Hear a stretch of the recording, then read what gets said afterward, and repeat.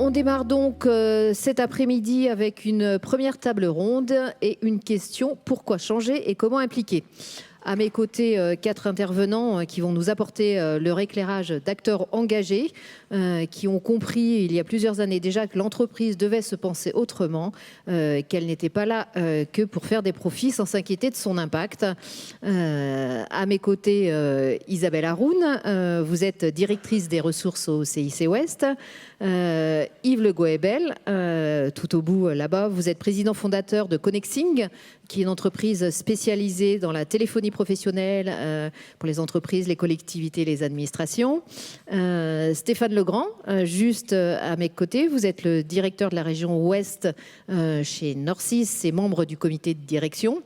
Et Norcis, c'est une entreprise qui est spécialisée dans la conception et le développement d'applications web, d'applications mobiles et dans l'ingénierie informatique. Et à votre côté, Philippe Oléron, vous êtes le PDG du groupe Sigma, une ESN spécialisée dans l'édition de logiciels, l'intégration de solutions digitales sur mesure, l'externalisation des systèmes d'information et des solutions cloud. Voilà pour les présentations, ce qui nous permet d'entrer tout de suite dans le cœur du sujet. Et j'ai envie de commencer avec vous, Yves Le Goebel, parce que, prenez un micro, je vous en prie. Votre engagement est ancien et bien ancré dans l'entreprise. Alors, à quand remonte cette prise de conscience qu'il fallait changer de modèle? Alors, donc en fait, ça s'est fait en plusieurs phases. D'une part, ça s'est fait dans mon ancienne vie professionnelle en tant que salarié, parce que l'impulsion écologique, qui est un des fondements de la RSE, vient de rencontres que j'ai eu l'opportunité d'avoir avec Nicolas Hulot dans le cadre d'un mécénat qu'avait l'entreprise qui m'employait à l'époque. Et je me suis dit qu'on avait effectivement un rôle et une responsabilité vis-à-vis de nos enfants et que, modestement, il fallait qu'on prenne notre part. Donc ça a d'abord été dans l'ADN de l'entreprise. C'est plus facile quand ça commence au départ. Il y a 10 ans et demi, quand j'ai créé Connexing, donc par le réemploi, le calcul de l'économie de carbone engendrée, et puis des bonnes pratiques que nous avons souvent imitées de grands acteurs comme Fagot pour la plantation d'arbres. C'est-à-dire que quand on achète une paire de fagots ou tout article chez Fagot, on plante un arbre. Et bien, quand on achète chez Connexing, on plante aussi des arbres. Donc ça a commencé comme ça. Et puis, de fil en aiguille, aussi sous l'inspiration de Philippe avec l'esprit colibri, on s'est dit qu'on avait... L'esprit colibri, vous pouvez nous expliquer? Peut-être que tout le monde ne sait pas, oui. Même si on peut se dire qu'ici on a un public un peu initié. Je suis pas certain d'ailleurs de la légitimité de l'appropriation à Pierre Rabhi, mais nous on l'associe à Pierre Rabhi. Je ne sais pas si Philippe tu confirmeras. Il s'agit d'une légende amérindienne qui en fait raconte l'histoire suivante. C'est que lorsqu'un grand incendie se produit dans une forêt et on mesure combien c'est d'actualité avec ce qui s'est passé notamment en Amazonie ou aux États-Unis, eh bien un petit colibri faisant des allers-retours donc entre les points d'eau pour déverser les quelques gouttes que lui permettent de porter son bec jusque sur l'incendie, avec une vitesse folle et une énergie folle. Lorsqu'un toucan l'aperçoit, lui dit: mais petit colibri, à quoi ça sert? Tu vas jamais éteindre l'incendie à toi tout seul, c'est dérisoire. Et donc le colibri répond: oui, mais au moins j'ai fait ma part. Donc voilà, nous on espère faire notre modeste part pour l'environnement et socialement et sociétalement. Et donc, si on vous a choisi aujourd'hui, c'est parce que vous êtes aussi parmi les plus engagés sur leur territoire, même si on va voir que ceux qui sont à vos côtés sont aussi très, très engagés, que la démarche est ancienne. Vous avez été labellisé Lucie, vous êtes une entreprise Bicorp et vous êtes une entreprise à mission. Alors, Lucie, Bicorp, entreprise à mission, de quoi parle-t-on? Alors, en fait, on peut faire de la RSE sans le savoir, bien sûr. On peut, et beaucoup d'entreprises, et notamment d'entreprises du territoire, sont très engagées dans la RSE, et les labels ne sont finalement pas aussi importants que ça. Pour autant, il me semble que, en tout cas, me concernant, c'est un bon guide que d'avoir un label. Et donc, nous avons commencé par le label Lucie, au même titre qu'il nous paraissait évident d'être ISO 9001 parce que ça structure. Le label Lucie, ça structure et ça fait progresser la démarche RSE sur l'ensemble des piliers, puisqu'on peut être très avancé dans le domaine de l'environnement, très mauvais sociétalement ou socialement, ou réciproquement. Et puis, en fait, il se trouve qu'au moment du renouvellement, la question s'est posée. Le label Lucie, c'est un label qu'on recommande vivement. J'ai coutume de dire que j'ai eu mon bac du premier coup sans être un excellent élève.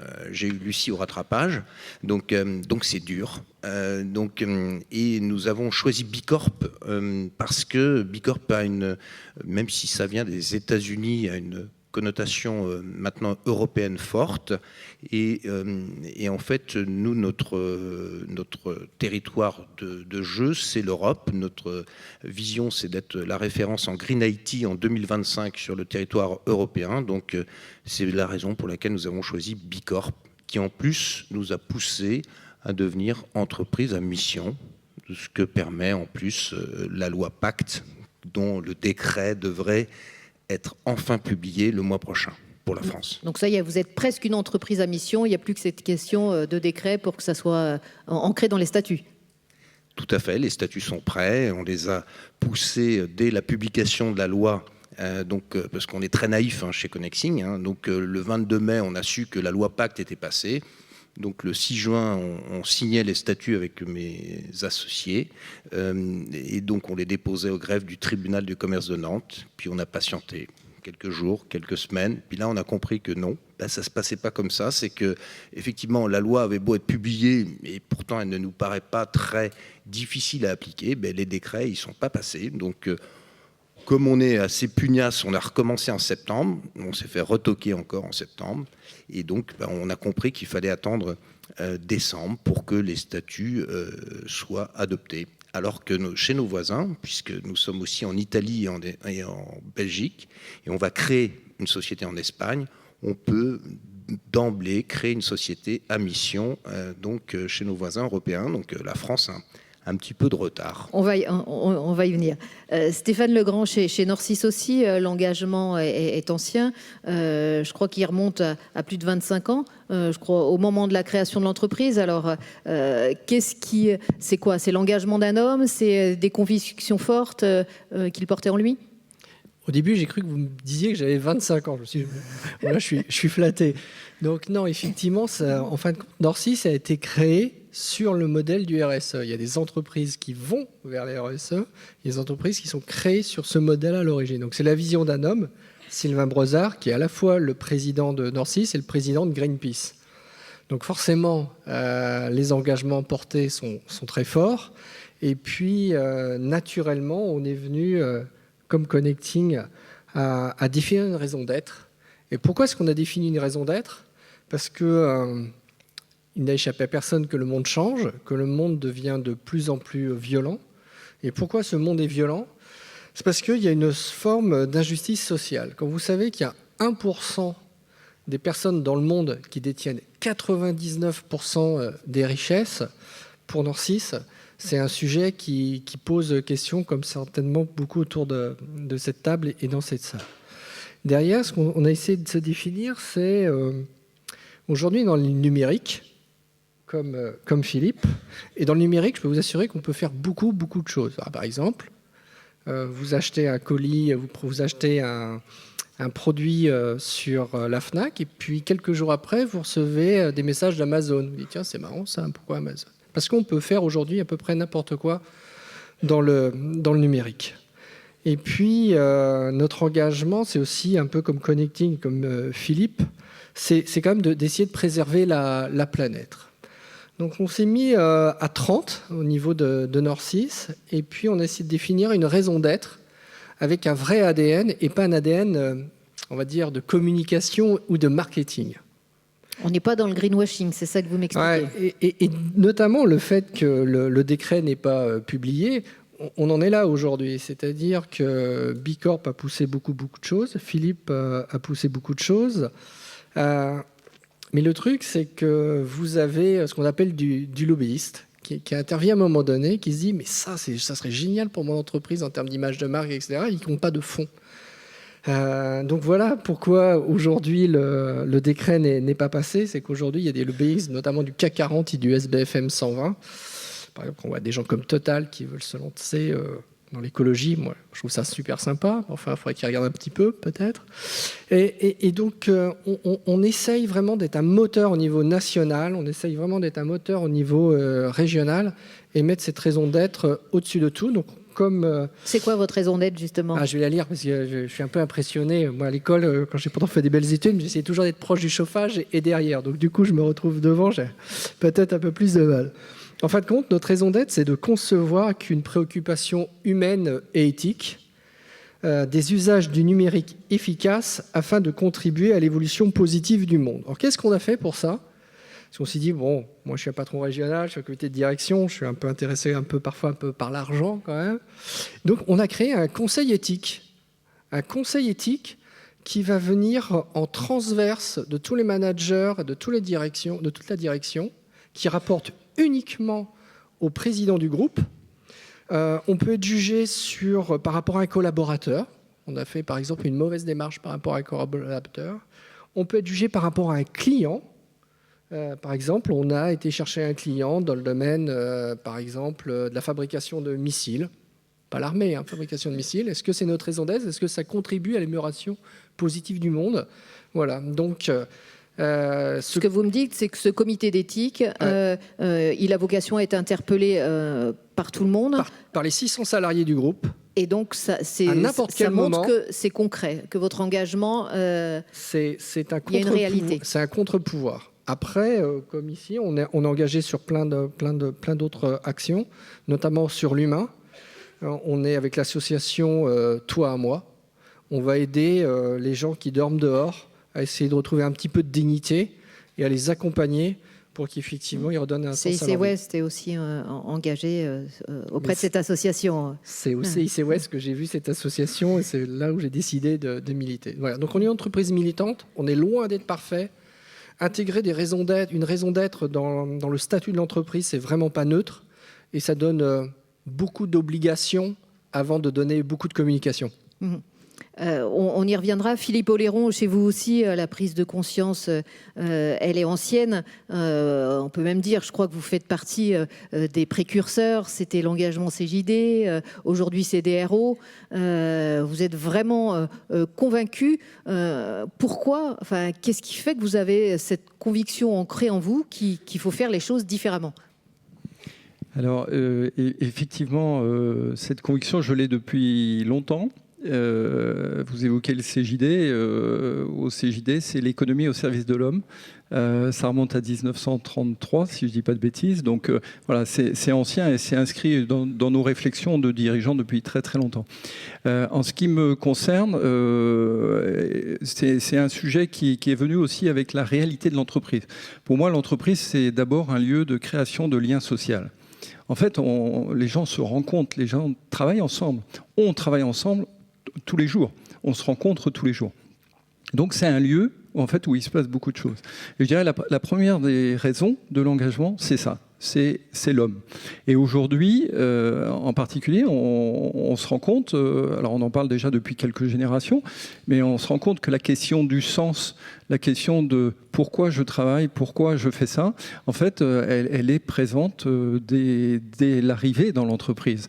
Et on a pu le voir dans les phases de recrutement, où aujourd'hui, c'est autant l'entrepreneur, l'entreprise, le recruteur qui passe un examen que le recruté.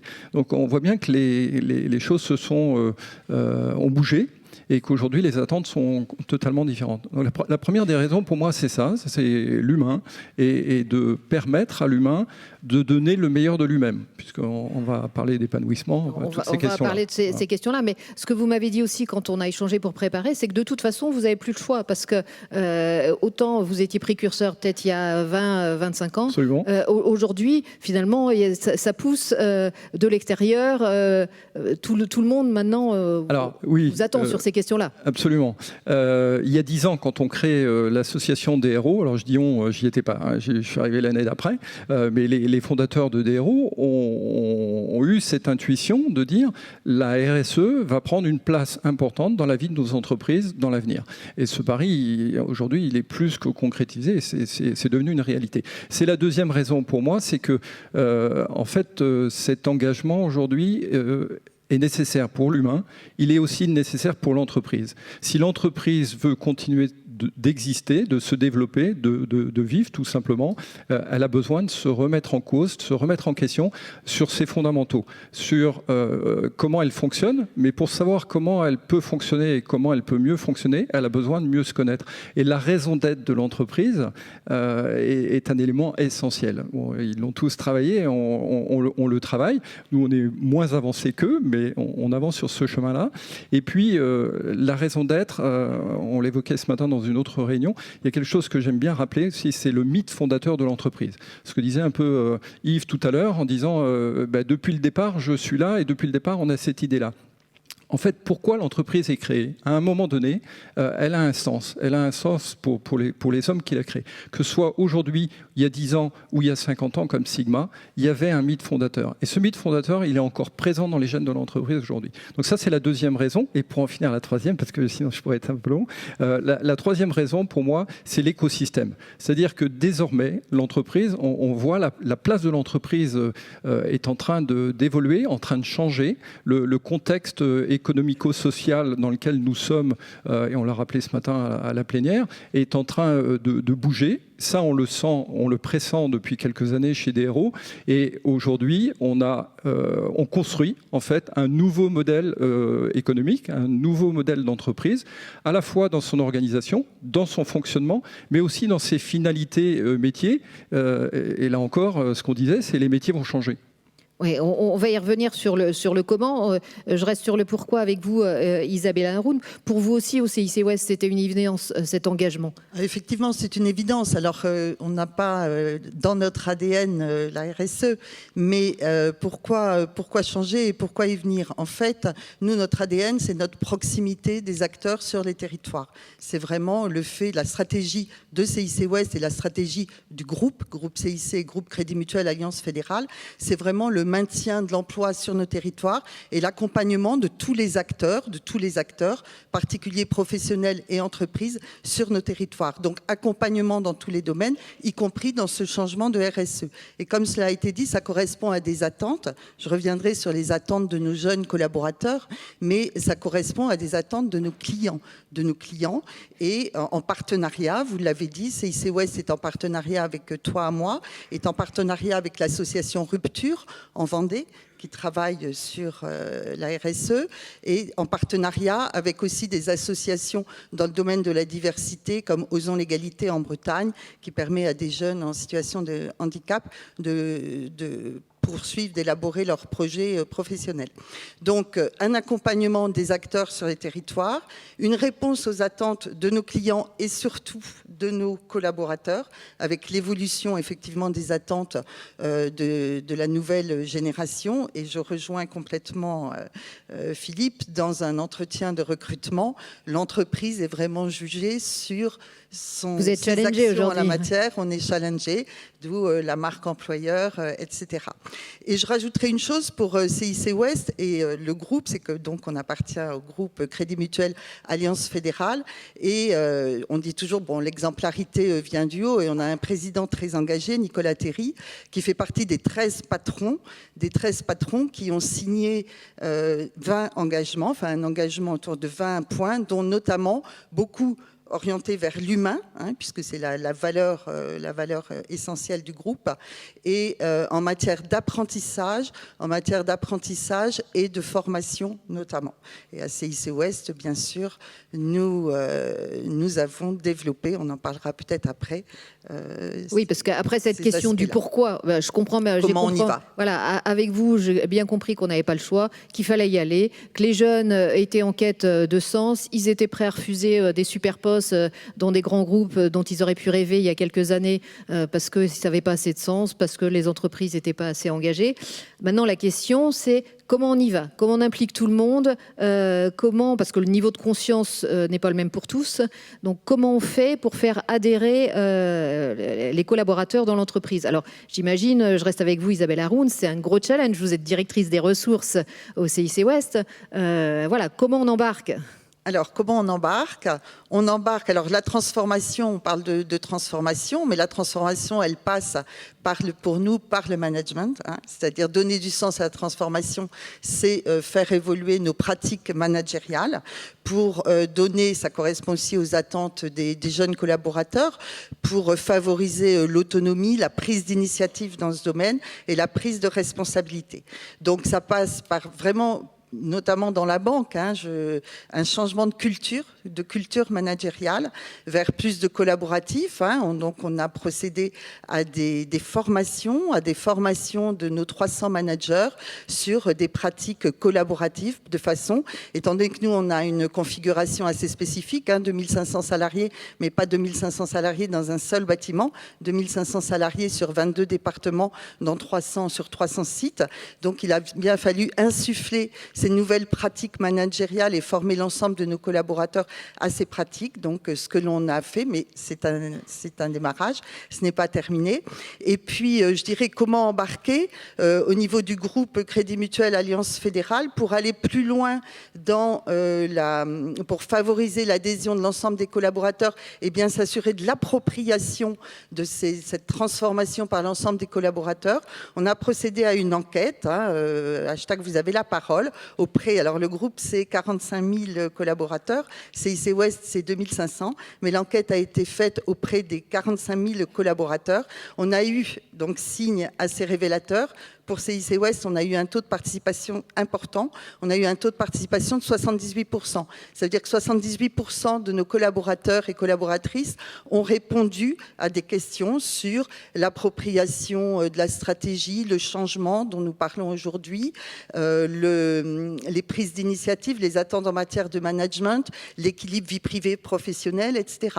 Ce qui veut dire que c'est une vraie préoccupation de la part de l'ensemble des collaborateurs et collaboratrices. On n'a pas encore la restitution de cette enquête, mais derrière, bien sûr, on établira un plan d'action en fonction de... Pour l'instant, on s'est surtout axé sur l'évolution des pratiques managériales, puisque ça passe par le management intermédiaire, la transformation. Philippe Oléron, chez vous aussi cette question-là, comment on fait pour impliquer les équipes, que les gens se disent pas c'est le truc du patron, que tout le monde s'approprie, ait conscience de l'importance. C'est aussi passer par des managers relais, je ne sais plus comment vous les appelez. Oui, alors effectivement, on a misé sur l'humain, mais ça ne paraît pas... je ne trouve pas le bon mot. Enfin, ça paraît naturel, effectivement. Et en misant sur l'humain, en fait, on a misé sur les managers et sur une dimension qui est de travailler la qualité des relations dans l'entreprise. Alors, quand je dis dans l'entreprise, en réalité, c'est dans l'entreprise et avec l'écosystème environnant. Entreprise élargie. Entreprise élargie, effectivement. Et ce parcours, en fait, c'est un parcours qui s'intitule Manager Ressources, que j'ai fait le premier, parce que je me suis dit, ça me paraissait intéressant. Je me suis dit, si je veux en parler, il faut que je puisse le faire. Donc, je l'ai fait il y a 5 ans maintenant. Ensuite, je l'ai proposé au comité de direction. Puis, le comité de direction a dit, ouais, c'est super. Donc, on a continué avec un autre groupe de managers. Et puis, pour accélérer, en fait, le dispositif. Donc, c'est vraiment un travail sur qualité relationnelle. Et c'est un mix de développement personnel, comprendre comment je fonctionne avec l'autre, comment je fonctionne avec les autres et comment, donc, je peux mieux fonctionner avec les autres. Donc, mieux fonctionner, mieux travailler, mieux produire, mieux qualité de vie au travail, enfin tout arrive dans la foulée. Et pour aller plus vite, en fait, on a pris la décision de former 9 animateurs internes. C'est-à-dire qu'aujourd'hui, le parcours est diffusé par 9 personnes de l'entreprise qui sont salariés de l'entreprise et qui jouent ce rôle de transmission et d'animateur en binôme de leurs propres collègues. Alors, on fait des groupes de 8-10 personnes, voilà, et on a 30 personnes. Actuellement, il y a un groupe de 32 personnes qui est en parcours. Ce parcours dure 6 mois. Et l'intérêt, c'est de travailler dans la durée. Donc on a vraiment travaillé sur cette dimension d'abord de l'humain, embarquer tous les hommes pour pouvoir être plus efficace au final. Et avec toute la difficulté que ça prend du temps, que vous me disiez, voilà. C'est le temps homme et non pas le temps de la technique. Alors dans l'informatique, on a des temps très courts. On nous parle toujours de temps le 3-6-9. Alors quelquefois, on se demande si c'est 3 jours, 6 jours, 9 jours ou 3 mois, 9 mois. Voilà, on est plutôt sur des durées courtes. Là, il y a un temps humain et ce temps humain, il faut le respecter. Il y a une diffusion progressive dans l'entreprise qui se fait et il faut respecter ce temps-là. Yves Le Goebel, votre entreprise, c'est pas la même taille, il y a plus de proximité, c'est plus facile? Sans aucun doute, c'est beaucoup plus facile parce que ce que je me suis fixé, c'est de ne jamais dépasser un nombre de salariés où je ne pourrais pas connaître les prénoms de chacun. Donc forcément, ça facilite la chose et la communication. Et puis, mais je partage tout ce qui a été dit. D'ailleurs, Philippe m'a tellement convaincu que je vais imiter et je vais démarrer l'année prochaine le parcours qu'il a fait de manager ressources, parce que je pense qu'on peut toujours. C'est bien le partage d'expérience. Absolument, on partage beaucoup.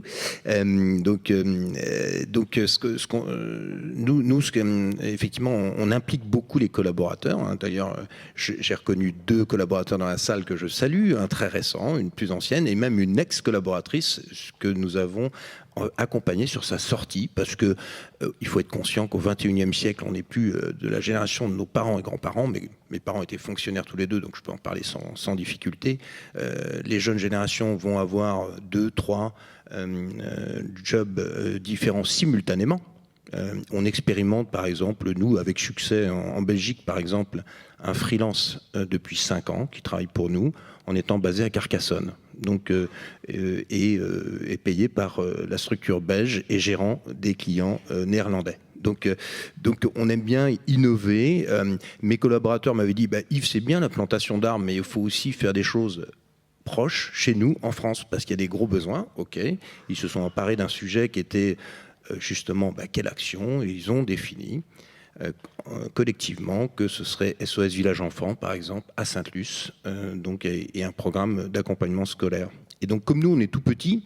Et vous les accompagnez, par exemple, sur ce type de projet? Absolument. Vous leur donnez des moyens, du temps? Voilà, ils prennent le temps. Bon, c'est pas toujours simple, hein, mais ils ont défini une grille de rémunération sans que j'y participe, et dans lequel ils se sont dit, il y a des primes projets, et les primes projets, en fonction de la pertinence, l'importance et l'aspect stratégique, elles valent le temps. Donc, vient qui veut, avec implication, bien sûr, et ils définissent ça entre eux.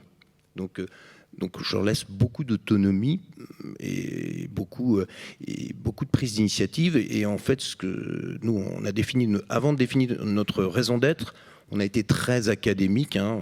Comme on n'est pas très brillant, on s'efforce de suivre les bonnes méthodes. Donc on a suivi les méthodes d'un livre qui a été fait par Geneviève Creuset, qui s'appelle Profil, en fait, où c'est l'éditeur qui est Profil, hein, c'est ça, Philippe, je crois. Donc, on a d'abord défini nos valeurs.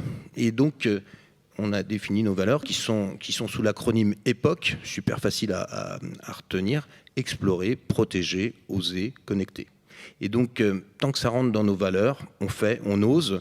Parce que, bien sûr, la première chose que je dis à mes collaborateurs, c'est que vous pouvez prendre toutes les initiatives parce que vous avez droit à l'erreur. Et c'est vrai que ce qui souvent freine les initiatives dans les entreprises, c'est effectivement la sanction du droit à l'erreur. Donc voilà, on a toujours assumé les erreurs. Comme c'est moi qui en commets le plus, c'est d'autant plus aisé pour moi. Stéphane Legrand, c'est ça la clé chez Norcis, c'est que vous laissez vos collaborateurs, les collaborateurs s'exprimer. C'est pas quelque chose de descendant, mais si on veut que les gens s'approprient, c'est ça? Alors, effectivement, là, par rapport aux exemples que j'ai pu voir, on n'est pas parti des managers, on est parti d'abord des salariés. Donc, chaque salarié qui rentre chez Norcis ne travaille pas sur un projet pour un client. Chaque salarié qui rentre chez Norcis passe plus de 2 semaines dans un incubateur. On leur rappelle nos valeurs et on mesure leur appétence par rapport à nos valeurs écologiques, nos valeurs humaines et nos différents engagements. Donc du coup, l'intérêt, c'est de partir d'abord de eux et de voir s'il y a bien un alignement qui se fait à un moment donné. Alors ça, c'est le premier point. Le deuxième point, j'ai la chance... Donc ça match. Donc ça match. Dans 90% des cas, n'est-ce pas, nous avons parfois un peu de perte au combat, comme dirait l'autre. Ça, c'est le premier point. Le deuxième point, c'est que j'ai la chance d'être une entreprise qui me challenge. Donc, mes collaborateurs me challenge. Donc, je suis noté tous les 2 ans au travers de 200 indicateurs où je suis challengé sur ma volonté d'aller sur l'humain, sur ma créativité. Je suis challengé également sur le côté environnemental. Alors, pour la petite anecdote, il y a un responsable des ressources humaines qui m'arrive et me fait « Stéphane, quand même, j'ai une super idée. Ça serait bien de mettre des vers de terre dans l'agence. » Je lui dis oui, pourquoi pas. J'ai essayé de prendre un peu de recul. Et en fin de compte, on a mis un lombric-composteur.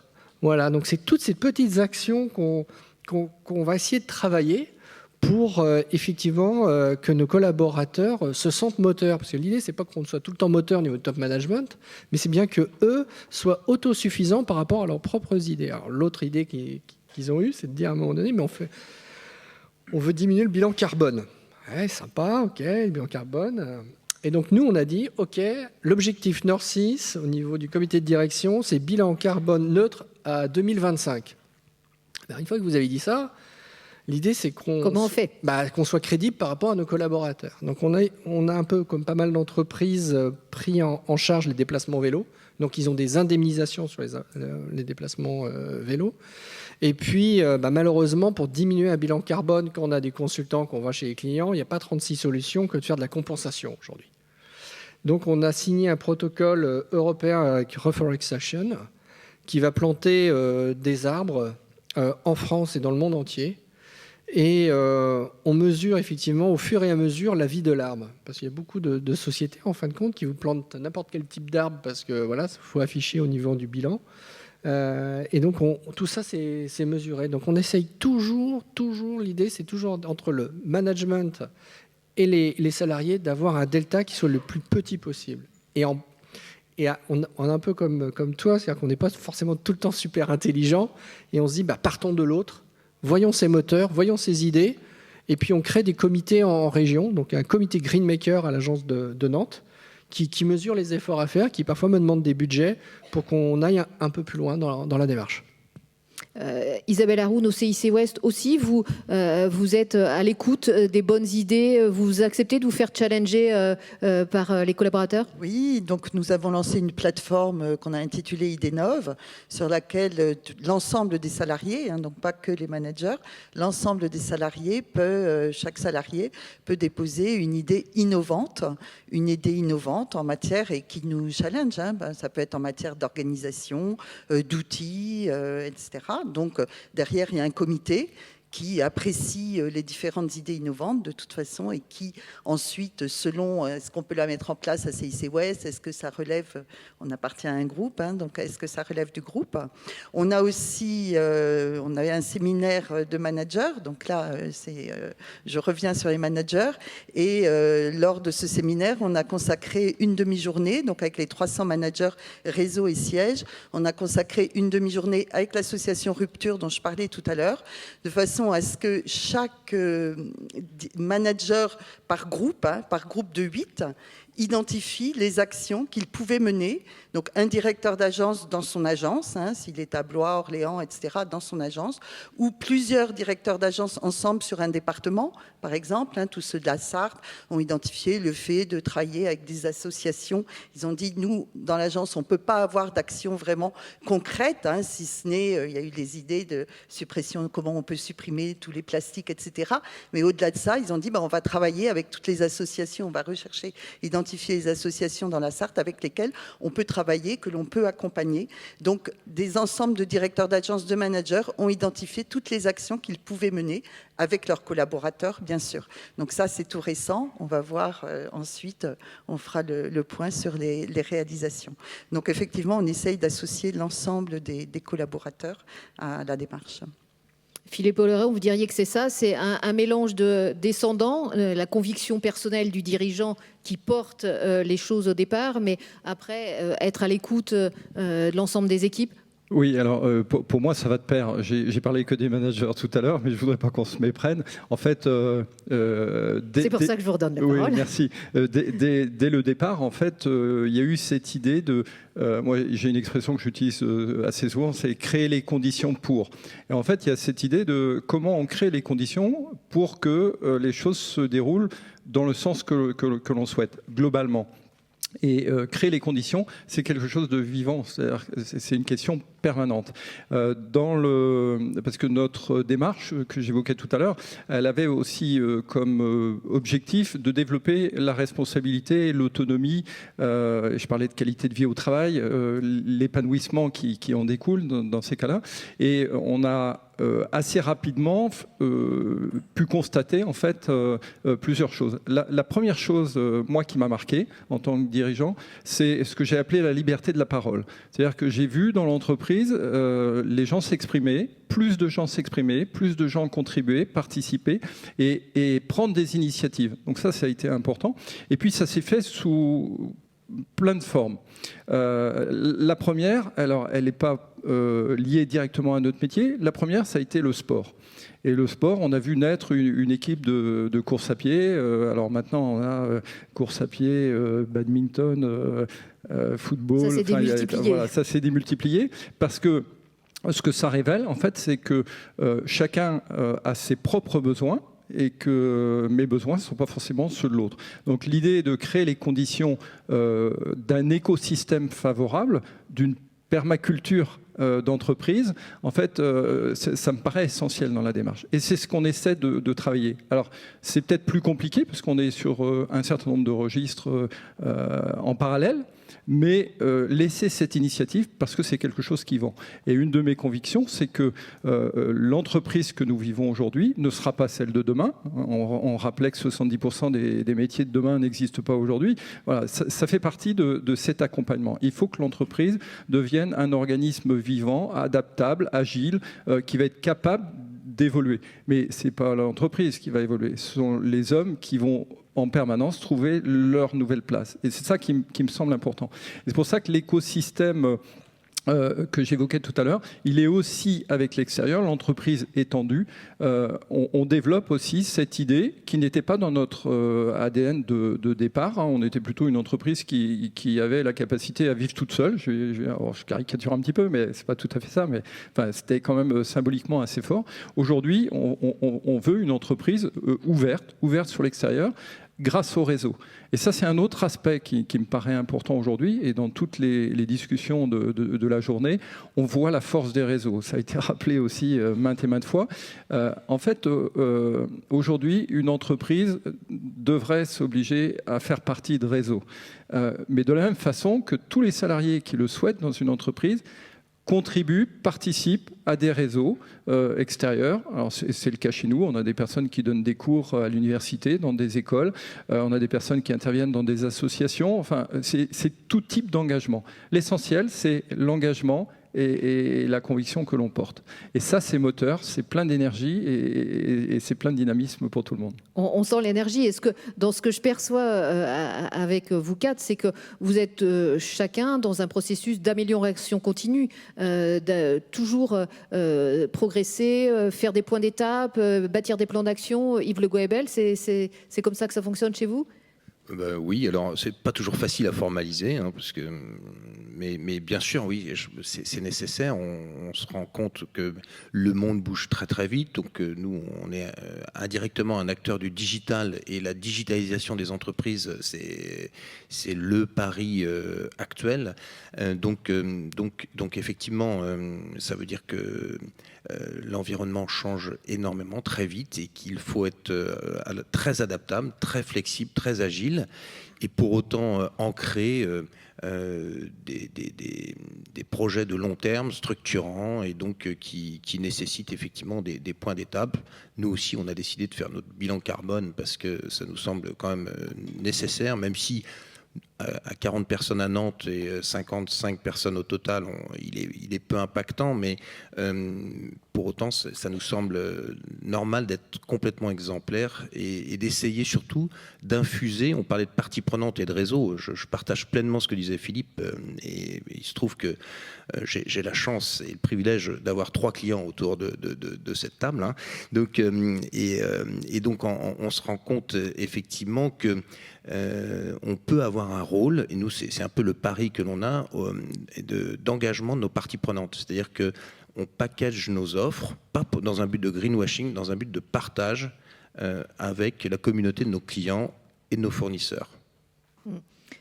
Stéphane Legrand aussi, ce que vous diriez, les points d'étape, et comme ça, on fait une photographie et on se dit qu'est-ce qui va pas et comment on peut être meilleur. C'est comme ça que ça fonctionne chez Norcis? Non, ça ne fonctionne pas comme ça tout à fait. Et heureusement que mon patron n'était pas là, parce qu'avec vos plans d'action, vous m'avez fait peur quand même. Non, on essaye d'être un peu plus humble. Et je pense que par rapport à tout ce qu'on dit là, on essaye vraiment de tendre vers une meilleure société. Mais franchement, il faut rester humble. Parce que le chemin, malgré des salariés moteurs, des managers moteurs, et un écosystème qui veut y aller, franchement, la montagne, elle est vraiment très très haute. Alors pour répondre à votre question, franchement, je ne sais pas comment y répondre. Je pense qu'on prend nos bras, nos jambes, nos cerveaux, et puis on essaie d'y aller, de ne pas forcément toujours trop réfléchir à l'étape suivante. On essaye d'emmener le maximum de monde. Et franchement, ce que j'espère, c'est qu'on vous a donné envie d'y aller, messieurs, dames, parce que franchement, on a besoin de vous, on a besoin de gens qui vont essayer de porter ce discours que l'entreprise, c'est pas fait pour faire du cash, qu'on est là quand même pour continuer l'éducation qu'on a reçue de nos parents, qu'on a reçue de nos enseignants, que l'entreprise, ça peut vraiment être beau par moment, et qu'on a plein de choses à faire. Moi, je pense que c'est ça le message. Après, chacun ira en fonction de son ADN, de son chemin, de ses budgets. Mais je pense qu'il faut... On n'a plus le temps. Je pense que le message, il est là. Donc, nous, on a intégré Bicorp. C'est un choix. Est-ce que tout le monde doit intégrer Bicorp? Je ne suis pas certain. Je pense qu'il y a des étapes et qu'il faut franchir un peu comme un champion. Avant d'être champion du monde, il faut d'abord être en seconde division, première division, etc., etc. Je pense que le chemin est long, le chemin est tortueux, mais rejoignez-nous, quoi. C'est important, je pense. Écoutez, je crois qu'on peut dire que ça peut être le mot de la fin. Ce que je retiens de vos échanges, c'est dire, d'abord, c'est la sincérité de vos témoignages. On sent qu'il y a une vraie conviction et du coup, c'est ça qui permet d'embarquer, j'imagine, et dire, engagez-vous, chacun à votre niveau. On n'est pas obligé de tout faire tout de suite, mais allez-y avec vos moyens, du moment. L'important, c'est de commencer, c'est ça. Écoutez, je pense qu'on peut dire aussi que faisant tous partie d'un réseau qui est DERO, dirigeants responsables de l'Ouest, on a pris conscience cette année, les membres du bureau ont pris conscience cette année qu'il était nécessaire d'impliquer les collaborateurs et par des chantiers très factuels. J'en cite un parmi les 11 qui existent. On a un vrai problème de mobilité à Nantes pour se rendre au travail. Ça devient un vrai problème et donc on s'est dit, nous, les membres de DERO, nos collaborateurs, et nous-mêmes d'ailleurs, on les recense, on les vit ces problèmes, allions nos énergies, nos talents, etc. Trouvons des solutions alternatives qui peuvent être du coworking partagé entre nous, des solutions de mobilité, de covoiturage, évidemment de télétravail, qui en fait vont nous permettre de travailler de manière plus sereine dans la métropole. Et c'est une belle illustration de l'union qui peut faire la force, en tout cas d'engager des talents. Donc jouons le collectif, expérimentons et on va faire avancer les choses. Merci à tous les 4. On arrive au terme de cette première table ronde. Merci d'avoir apporté votre témoignage. Merci. Au revoir. On peut les applaudir.